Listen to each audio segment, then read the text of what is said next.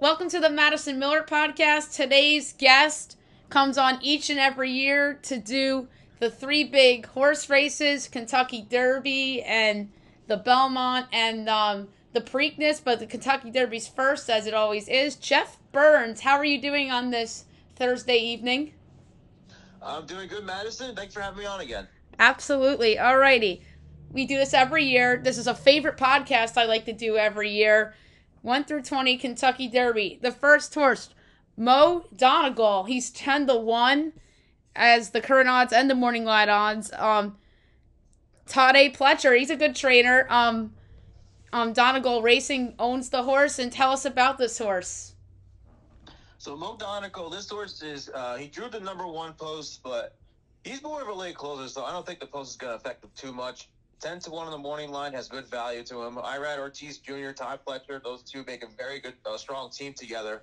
So this horse, 5 career starts. He's never been worse than third. He has 3 career wins, 2 of them in greatest stakes races, including the Wood Memorial last time out at Aqueduct. With both of his greatest stakes wins coming at Aqueduct, so he's never won outside of New York. This will be his first trip to Kentucky.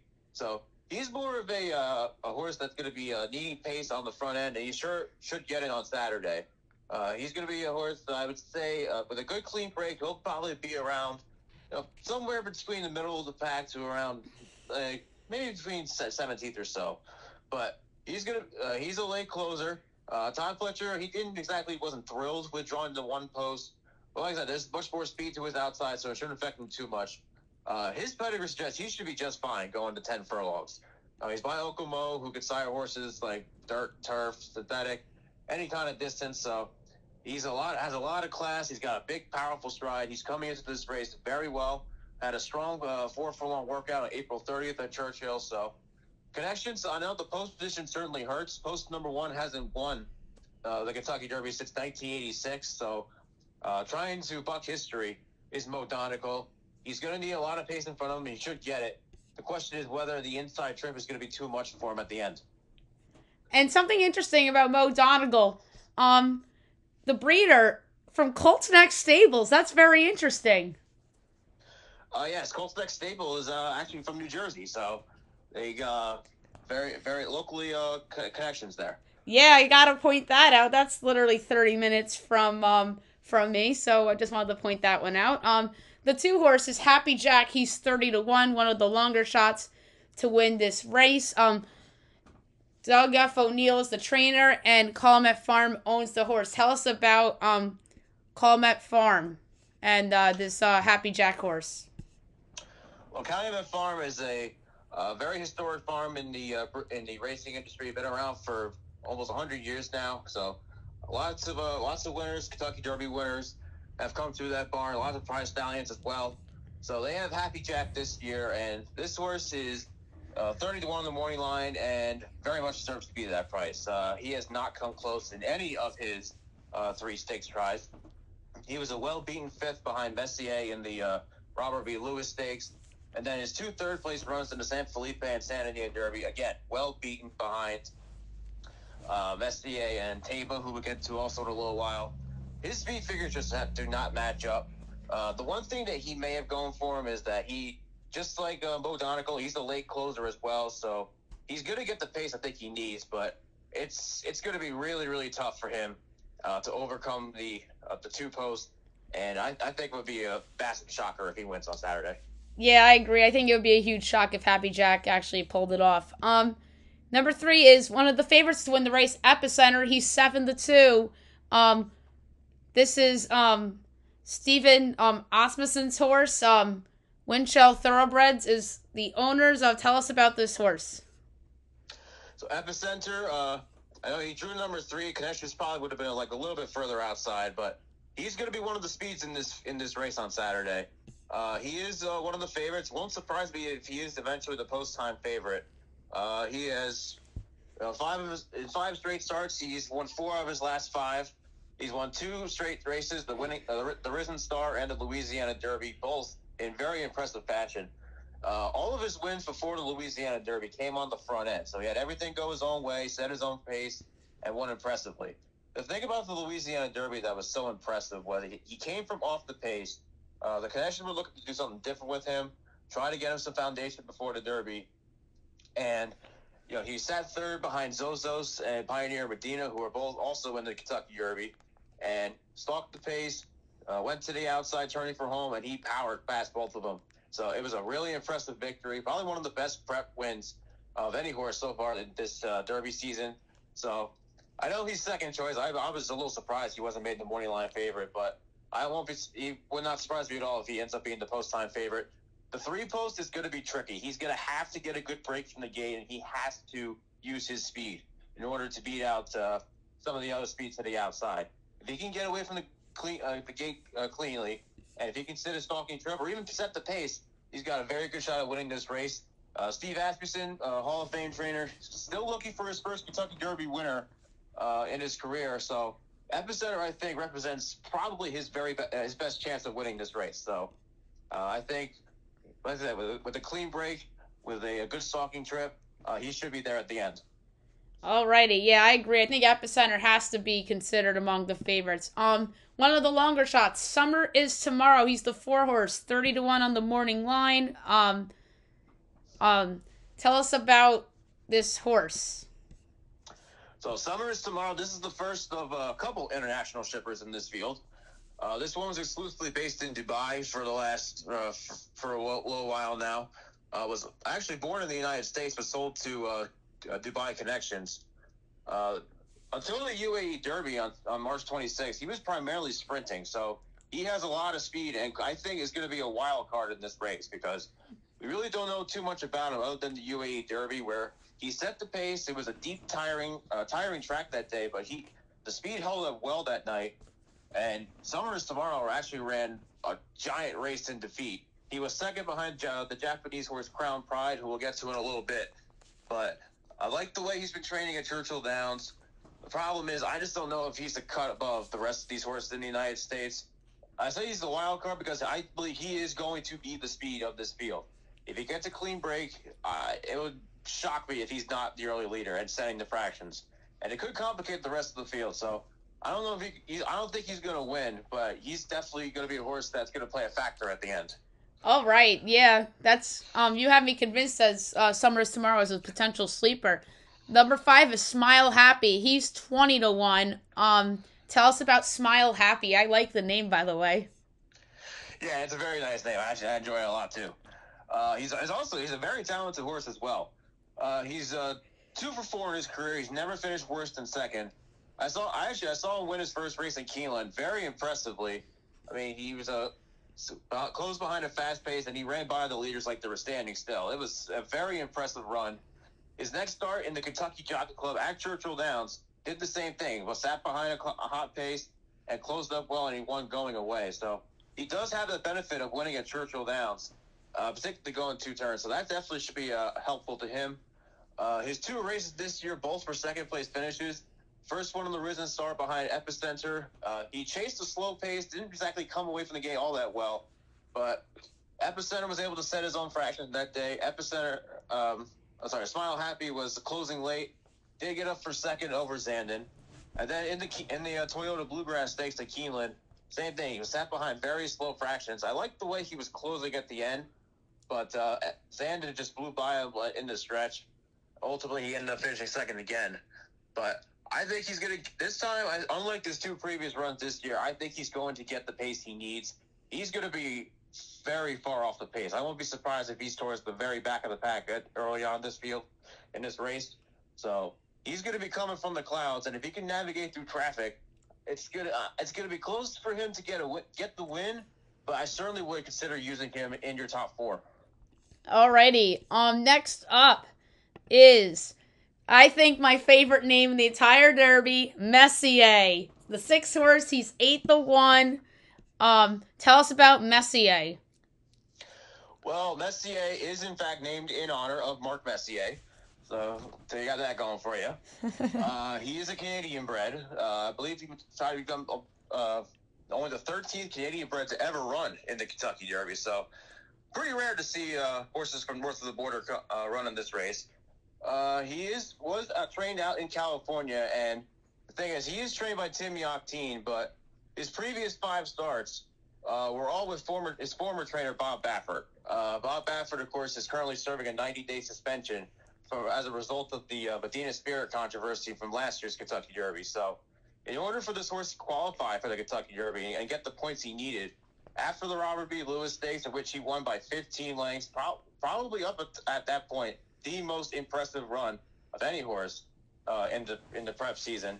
Unfortunately, because of Baffert's suspension, he couldn't get points in that Robert B. Lewis. So they had to transfer him to Tim Yakteen in mid-March. And after that, he ran the Santa Anita Derby, and he was a heavy favorite that day. He chased the hot pace behind a talented horse by the name of Forbidden Kingdom. And afterwards, he was also in that race was Taba, who we'll get to in a little while.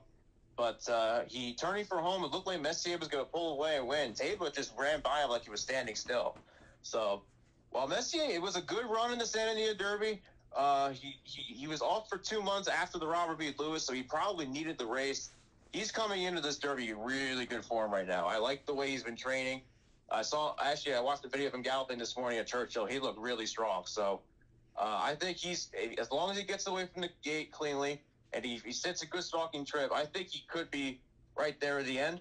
Also, with John Velasquez aboard, it would not surprise me if he's up and on the pace. It wouldn't surprise me really if he's actually on the lead, because this horse can go to the lead as well. So this horse absolutely, even though despite the second place run in the Santa Anita Derby, he's absolutely a player on Saturday.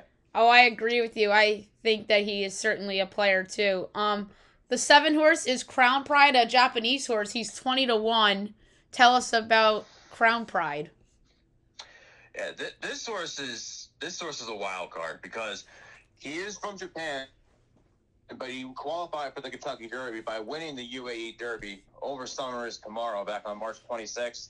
And this horse, since coming to the U.S., he's been training so well. He's really been turning heads in the morning from the other trainers and clockers. He actually worked yesterday 4 furlongs in 46 3/5 seconds, which is very fast for a 4 furlong workout.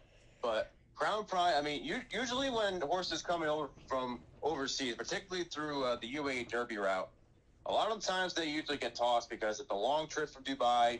I mean, everything just has to go almost picture perfect. But Crown Pride, something is just different this year with Crown Pride. Everything seems to be going according to plan. And every time they show him at Churchill Downs, he seems to be almost thriving and getting better each and every day. So, I mean, Japanese horses have been competing and winning races around the world. They won 2 Breeders' Cup races for the first time ever last fall. I mean, they're making their presence felt on the world stage in the racing world. So I think Crown Pride, he's going to be sitting off the pace, but I don't know. Something just feels different with him this year. He certainly is a wild card to be there at the end. Alrighty, next up is the number 8 horse, that is Charge It, 20-1 odds. Tell us about Charge It, who's also a Todd Pletcher horse. Charge It might be the most regally bred horse in the field. He's by Tappet, who's been a leading sire in Kentucky for so many years. His mother is a mare named I'll Take Charge, who is very related to a bunch of Grade 1 winners and a bunch of past champions. So, very regally bred horse. Only 3 career starts for Charge It, and 1 win in a main special weight, which you almost ran off the screen on that day on February 12th. The Connection decided to enter him with the Florida Derby off the effort, and he came from off the pace as opposed to being on the lead in his maiden win. And while turning for home, it looked like he could possibly get up for the win, but he kind of just was all erratic down the stretch, trying to show the immaturity for him not starting all that much. But Charge It is a really talented horse. I think Todd Fletcher has him going in the right direction. The question is going to be, facing 19 other horses in this field, is it going to be too much too soon for him? Yeah, I think he's talented. I certainly could think he could get into the exotics, but if it doesn't win the Kentucky Derby, I think this is a horse to watch for the Belmont Stakes, because I think he certainly has the pedigree for a race like the Belmont. So if he doesn't win and he comes out well, and I hope Todd Pletcher points him for the Belmont, because I think that race is perfect for him. That's good to know for when I have you on to do the Belmont in June. This horse coming up, number 9, Tiz the Bomb. I remember Tiz the Bomb from last year. He's 30-1 to win the Derby. He's one of the longer shots to win this. Tell us about Tiz the Bomb. Oh, yes. Tiz the Bomb was actually, this horse primarily for running over turf and synthetic throughout his career. He qualified for the Kentucky Derby by winning the Jeff Ruby Stakes at Turf Play Park back in early April. Did it very impressively, but primarily he was second in the Breeders' Cup Juvenile Turf last November at Del Mar.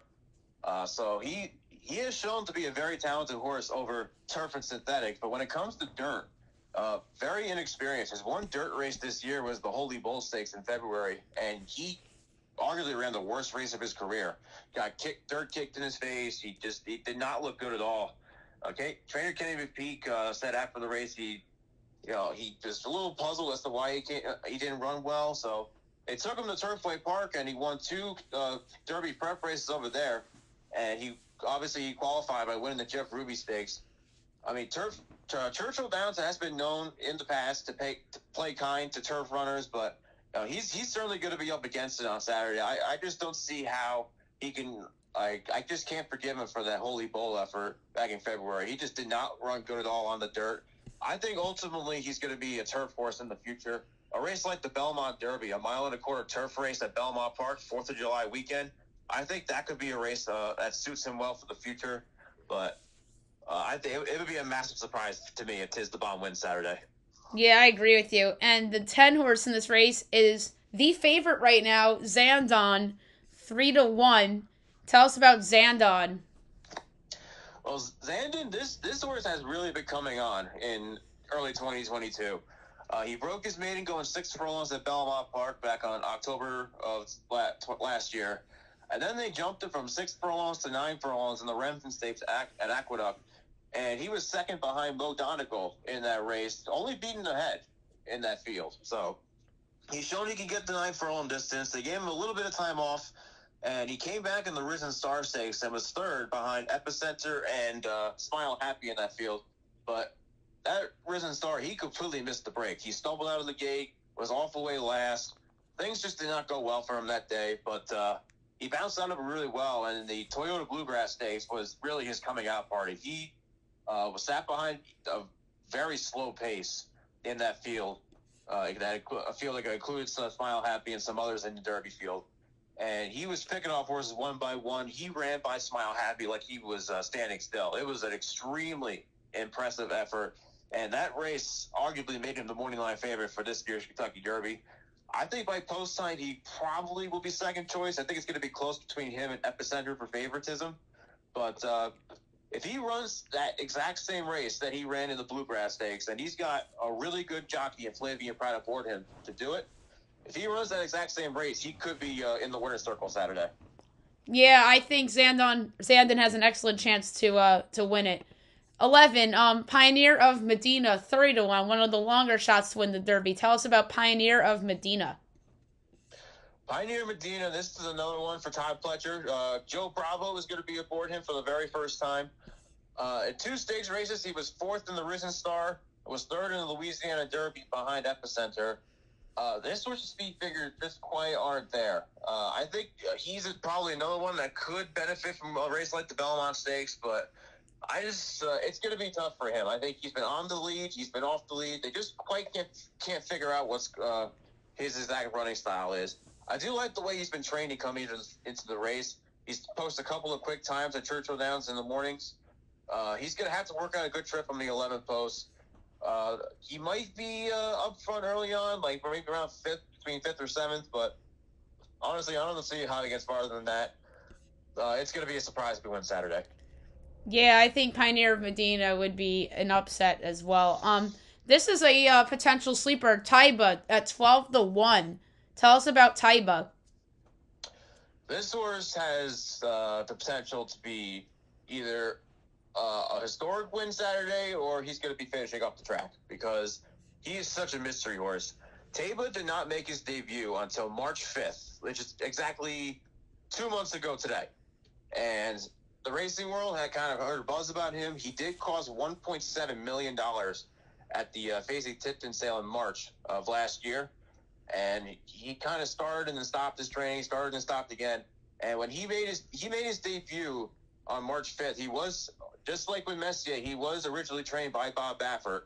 So because of his suspension, he had to be transferred to another trainer, aka Tim Yakteen. So, but in that debut, he ran off the screen. He debuted at 6 furlongs. He won it impressively. He ran to one of the highest bias speed figures of any horse in the country on that day. He came out of the race really tired. Actually, so afterwards, they wanted to pump the brakes on him, but his owner, the Zandon Racing Stables, decided, no, we want to go to the Santa Anita Derby. We want to see if we have a Derby horse. The connections were not very high on going to Santa Anita Derby. They wanted to run him in the Lexington Stakes and use it as a prep for the Preakness. Ultimately, the owner won over the trainers and other connections, but then the Santa Anita Derby, he chased Messier and Forbidden Kingdom, and like I said, Taba ran by Messier like he was standing still. It was probably one of the most stunning performances on the Derby Trail, because for a horse going from 6 furlongs to 9 furlongs in just his second career start, let alone a Grade 1 race of any kind, whether it's 3-year-olds, older males, any kind, it's impressive. So this horse, I think, if he can get away from the gate cleanly, he's going to be, I probably would say, around mid-pack early on. Mike Smith's going to have to work out a good trip, but I feel like I'm not sure if it's too much too soon, because it's only going to be his 3rd career start in the Kentucky Derby, but he's either going to be really impressive on Saturday, or like I said, he's going to run off or just finish up the track. Too much too soon, but nothing would surprise with him on Saturday. Yeah, I think Taba is one of the wild cards of the whole race. 13 Absolutely. is a Simplification, 20-1. Tell us about this horse. So Simplification, he is a Florida bred, born in Florida, raised in Florida. He has all 7 of his starts have come at Gulfstream Park, so he's never raced outside of Florida. And in 4 starts this year, he has a win in the Mucho Macho Man Stakes, but he won wire to wire. In the Holy Bowl, he was second behind White Abarrio, who we'll get to in a little bit. In the Fountain of Youth Stakes, he sat off the pace, and then he won that race going away a little impressively. And in the Florida Derby, he actually set the pace, which is something even though he won that style in the Mucho Macho Man Stakes on New Year's Day, isn't really quite his style. I mean, he set a kind of a slow tempo pace, and he got passed late by White Abarrio and Charge It. So he's gonna have to run probably the fastest race of his career if he's gonna ultimately compete in this field. Jose Ortiz aboard him is a good fit, but it's going to take something truly extraordinary for him to win Saturday. Yeah. All right. Next up, 14, Barber Road, 30-1. So one of the longer shots. Tell us about Barber Road. Well, this horse actually has a really cool story behind him. It's the first Kentucky Derby starter for his trainer, John Ortiz. He was a $15,000 purchase at the Keeneland November sale back in 2019, the year he was born. So he actually, in 8 career starts, he has 2 wins, and this horse is a runner. He made 4 starts this year at Oaklawn Park. He hasn't had a win, but he's finished second 3 times actually, and a 3rd in the Rebel Stakes. The Arkansas Derby, he was a late closer, chased the hot pace, and was second behind Cyberknife, and that's exactly what he's going to need again. Honestly, this horse is probably going to be close to last in the early going, and he's going to have to bob and weave through traffic towards the end.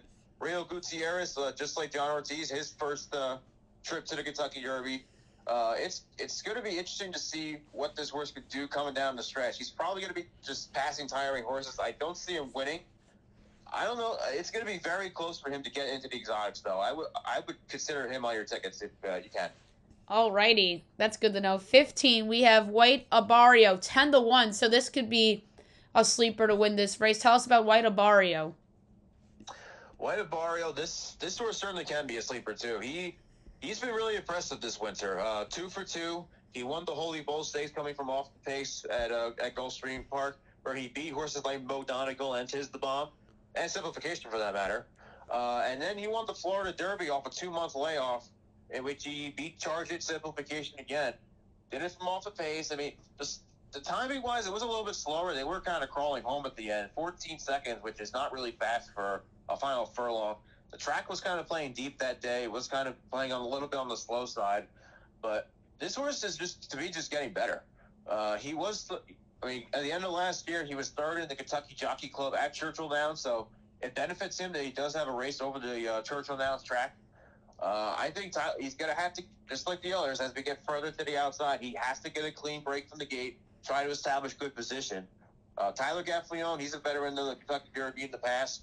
Saffie Joseph is going to be his second starter, but he's going to have to sit out a good trip or find something. But I think certainly he's a player on Saturday. Yeah, I agree with you. He's definitely a player. Cyberknife is 16, 20-1. Tell us about Cyberknife.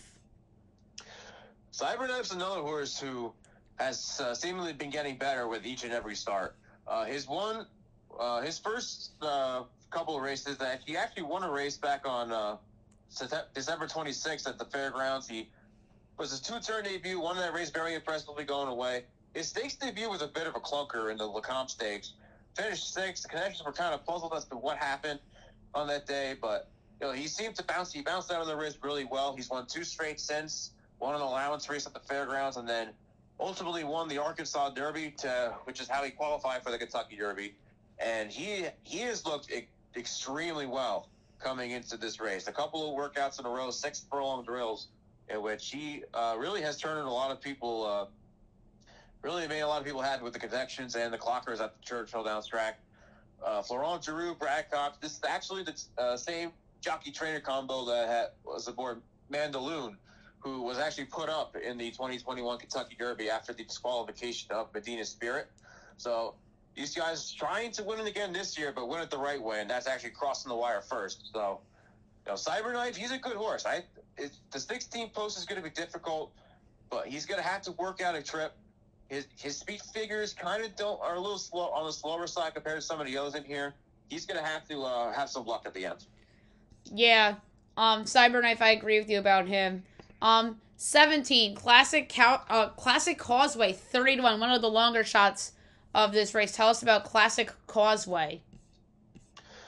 Classic Causeway is, I think he's a very good horse, but it's a little surprising that he's actually in the Kentucky Derby. Originally, he actually is coming off of a last place finish in the Florida Derby. He set the pace and then abruptly just stopped almost at the 5-6 furlong pole. The connections were kind of puzzled for a little while as to what happened. They originally decided to withdraw from the Kentucky Derby, and then it wasn't until about a week and a half ago where they saw his training and everything, and were like, you know what, let's come back in. Let's take a shot here. So he is back in the Kentucky Derby now. Julian Leparoux will be aboard him for the first time on Saturday. And him, just like Summer is tomorrow, he is going to likely be one of the pace setters in this field. He probably has the best gate speed of any horse in the field. He breaks so good from the gate in all of his starts, especially the 2 races at Tampa Bay Downs, the Sam F. Davis and the Tampa Bay Derby. He won both those races at the start. Got away from the gate cleanly, set modest fractions, and he won going away in both of them. The Florida, he's a lot better horse than he was in the Florida Derby. They said he came out with a race with some kind of with a breathing problem that ultimately has been fixed now. So he is going to run in the Derby, hopefully to a better result for them. But it's hard to overcome a last place finish in your last prep race before a Derby. So I'll be very surprised as well if he wins this race. Yeah, that's a bad sign that he finished last in the Florida Derby, I would say. Next up, number 18, Tawny Port, 30-1, another long shot. Tell us about Tawny Port. Tawny Port, this is the second of 3 for trainer Brad Cox. Ricardo Santana Jr. will be aboard him for the first time. He's coming off of winning the Stone Street Lexington Stakes, in which is actually his very first win over a dirt track. His 2 previous wins prior were both at Turfway Park over the synthetic. They tried him on dirt originally in the Risen Star Stakes, but he was a well-beaten 5th behind Epicenter.